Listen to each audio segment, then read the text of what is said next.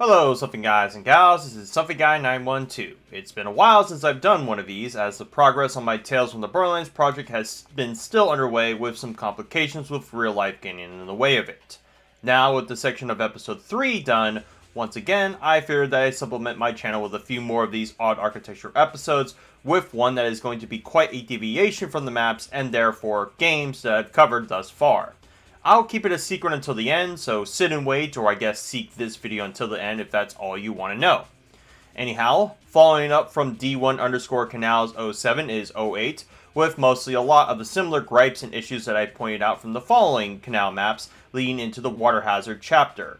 I'm not going to continue remarking what this series is about, since I feel I've done it enough times and had enough videos under this belt that should elucidate what I'm aiming to accomplish here. With that out of the way, let's delve into another map once more. Alright, and now we are in the map. Now, obviously, to start off, once again, more of these little gaps, and they are kind of sprinkled throughout here and there as we go on. You'll also notice that there are some peculiar lights here. I don't know why these would be here for a place that either would be filled or at least should be filled, but yeah, that's kind of besides the point. And then we keep going on through here, and there's this, I guess you could call it a stopgap. That's kind of what I call it.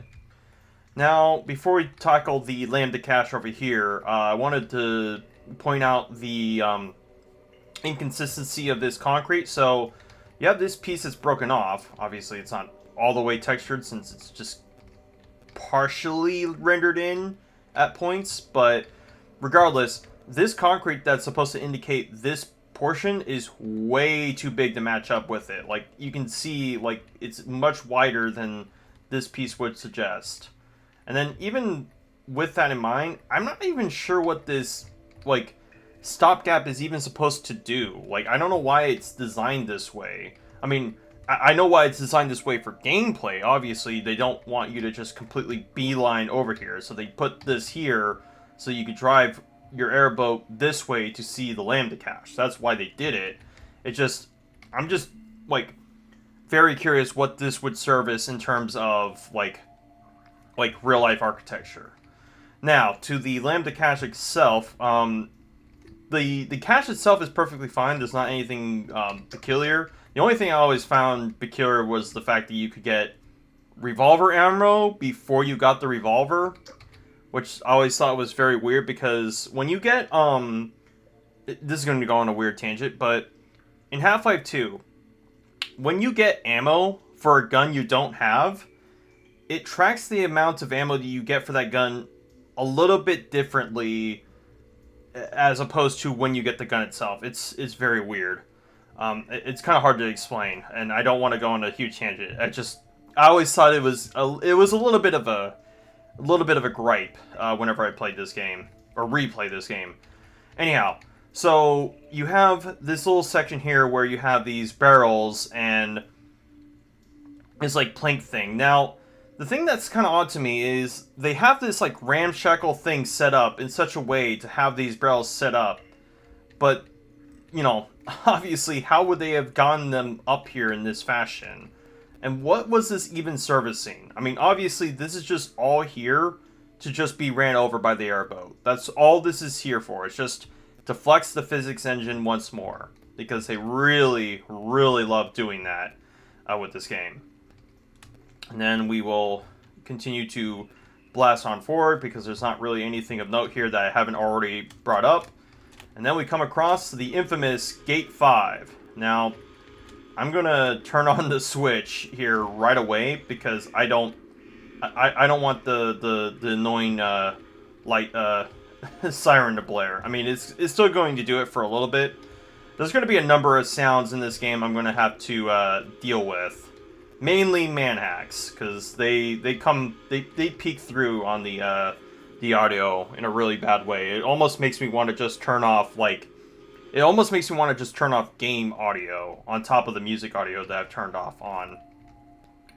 So, anyway, going on through what you could consider Gate 5 or some kind of another canal log, a much more bigger one compared to the last one that we went through in the previous map.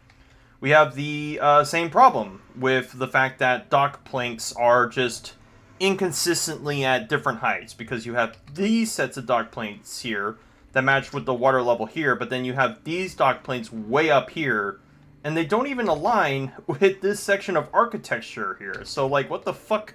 Like, what are these doing here in relation to that? And, like, is the implication that if the water level is supposed to be up here, like, does this section here just get, like, perpetually flooded? Because you even have this porch section that seems to align somewhat with the level of this dock porch thing.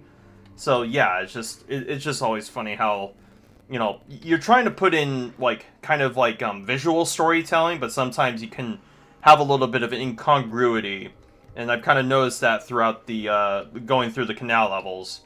And then to the, you know, adjacent to this, you have these slats. Now, in my hometown, there is a logging trail that at the end of it, there's essentially remnants of what used to be kind of a logging facility and whatnot. There's small pieces of, like, concrete, like, basically just the foundations of them only, but there's a bunch of these slats here, and I think these slats here were used to be set up for machinery.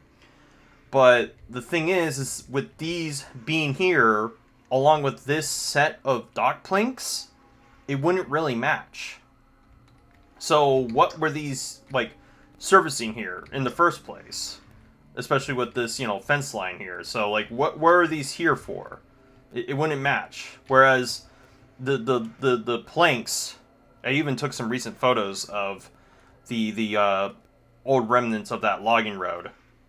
You can see, like where they would coincide with somebody trying to, you know, cut down trees alongside the river there in my hometown.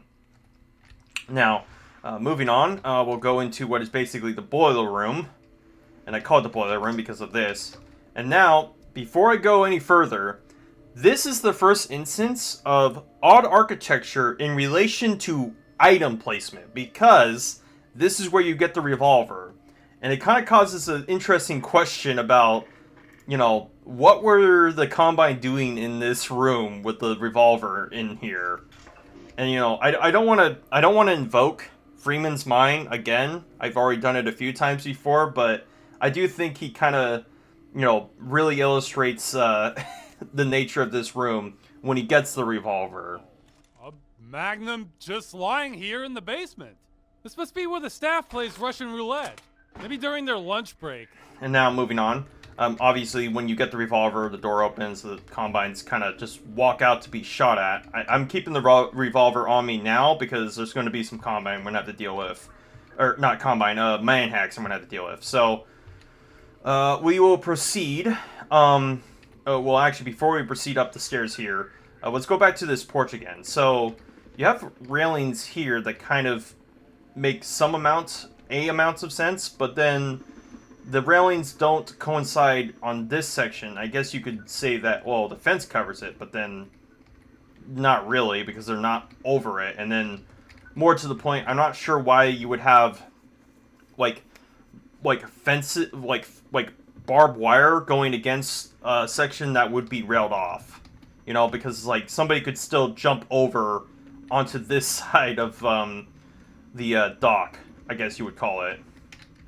And then moving on, we go up here, and obviously, you know, you have to essentially serpentine through these containers, and obviously, you know, bird's eye view, you can see the containers are set in such a way to make it as long as possible for you to get into the warehouse, as we will get to.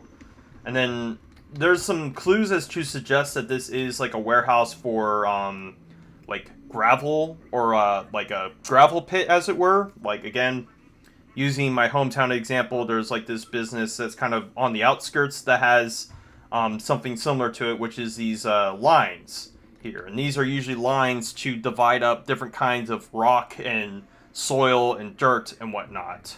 I mean, obviously, they only had gravel textures, but this is obviously to evoke what this area was supposed to be.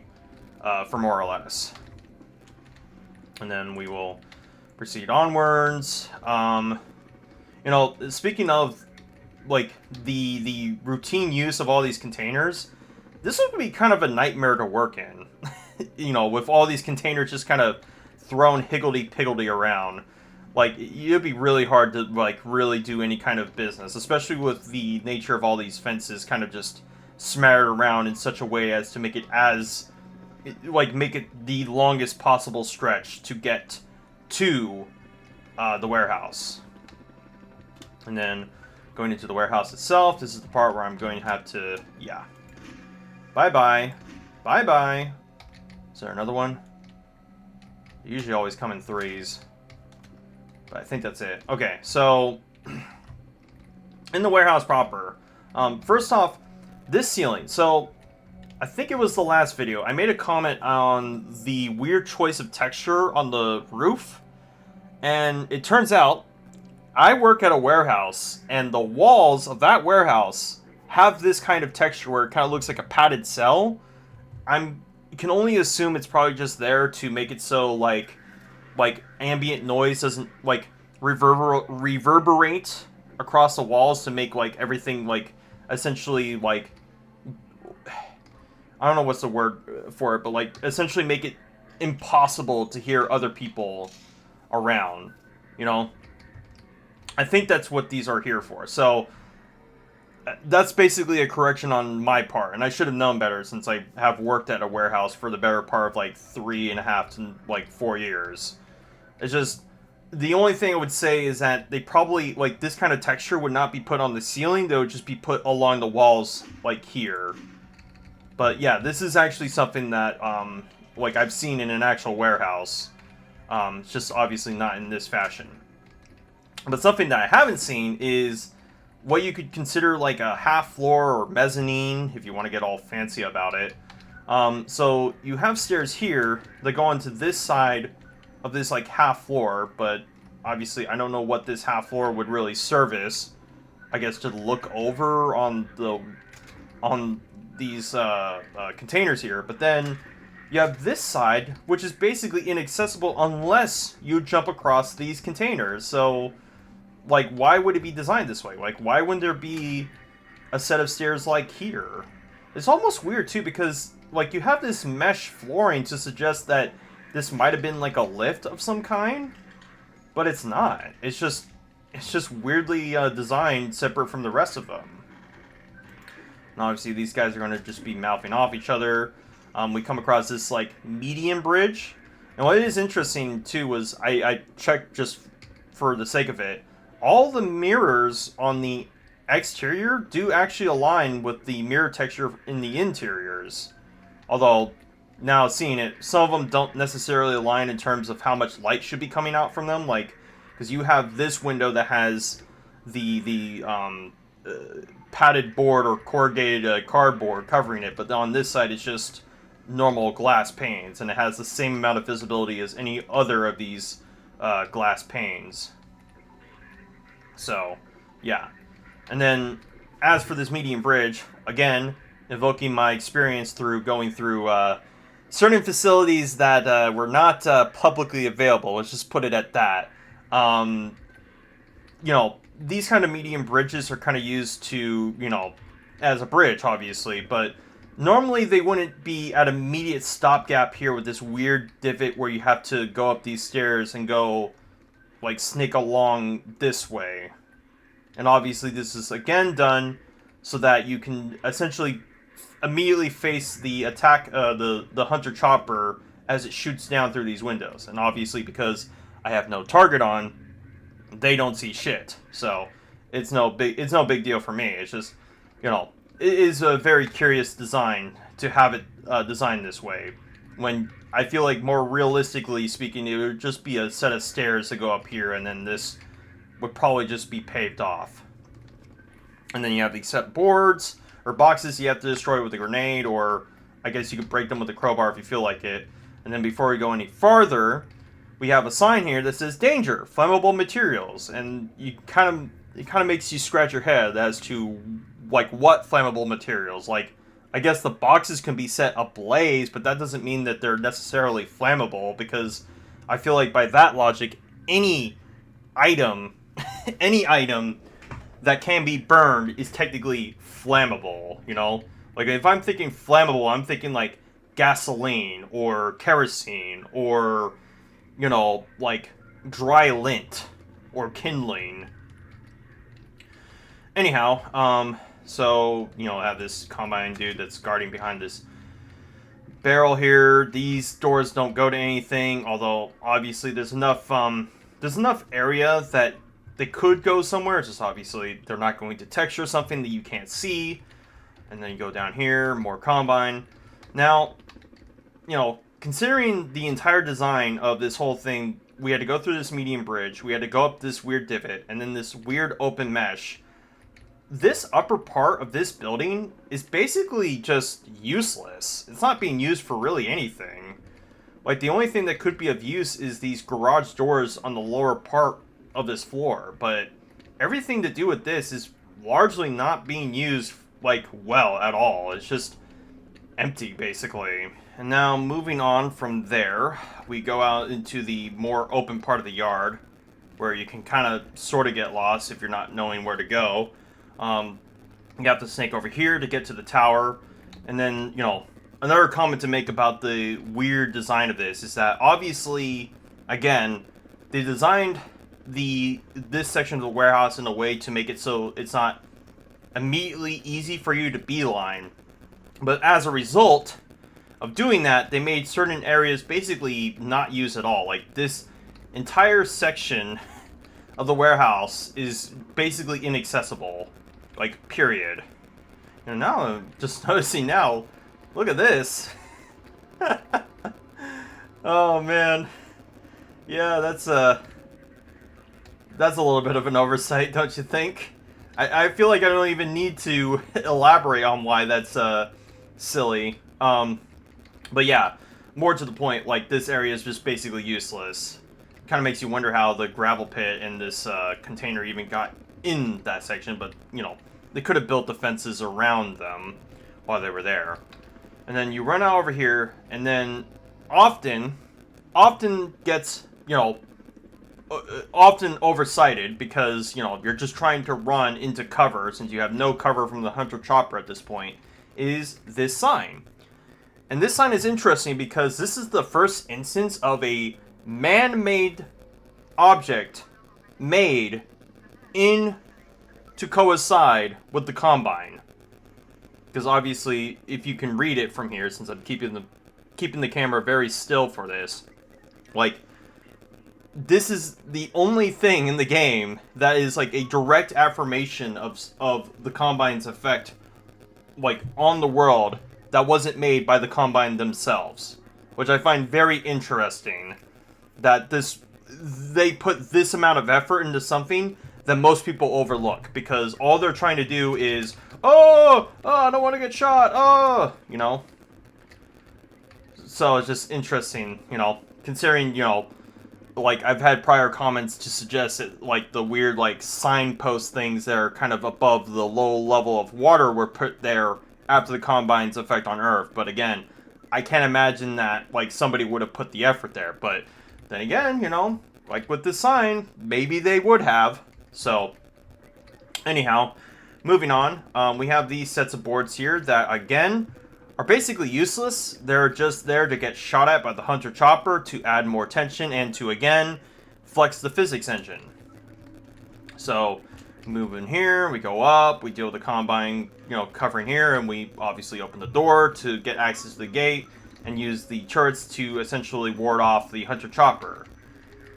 And then that is about it for this entire section. This is a pretty chunky section of the canal maps, as we'll discover, as we're starting to get into the more industrial section of the canal level. So we move on. There's not really much to say here. I tried to see if there's any weird inconsistencies in terms of, like, the design of these train lines, but nothing really came of note until we come across this kind of weird, like, teardrop kind of, like, divot or divider section. Now, I'm not sure why this, like, teardrop section would be designed this way, because like my only guess is to make it so like when water falls like through like here, like this section, like if it overflows, like it won't like overflow one end. But I feel like it's so shallow that it'd be pretty hard for that to even happen, you know? Like I feel like it wouldn't happen all that often. And then more to the point, like we have more of these criss-cut like wood fence sections that are covering something that's not really useful, and then above it we have this essentially railless fucking concrete section, and it's more to the point odd that it's railless because you have these like garage doors for again another warehouse. So like you would think there would be some kind of assembly or forklift operating around here, and they can just literally fall off the edge if they're not careful. And then, you know, obviously this is... I feel like a lot of this is more or less designed to make it, you know, again, as long as possible for you to get around, and to essentially add more tension to the hunter chopper chasing your ass along the way. But, you know, it kind of causes some weirdness to follow. Like, again, more of these criss-cut sections are just blocking areas that really don't have a purpose to be blocked. It's just an open pane of concrete that is just not being utilized. And then we move on through this tunnel, which of course is another loading screen, and that is the end. And that is all that there is with D1_canals_08. And that was that for D1_canals_08. And now, what I'm planning to do in future with this series. So, there was an announcement of a remake of what would be Tony Hawk's Pro Skater 3 and 4, and I had an idea that with it being a series that was also pivotal to my childhood, that I go and cover the maps of the respective THPS series of games, using the remake of Tony Hawk's Pro Skater 1 and 2 as the springboard to start that before their inevitable release. So you'll be seeing quite a bit more of odd architecture in relation to that as I continue working on the Tales from the Borderlands project in future.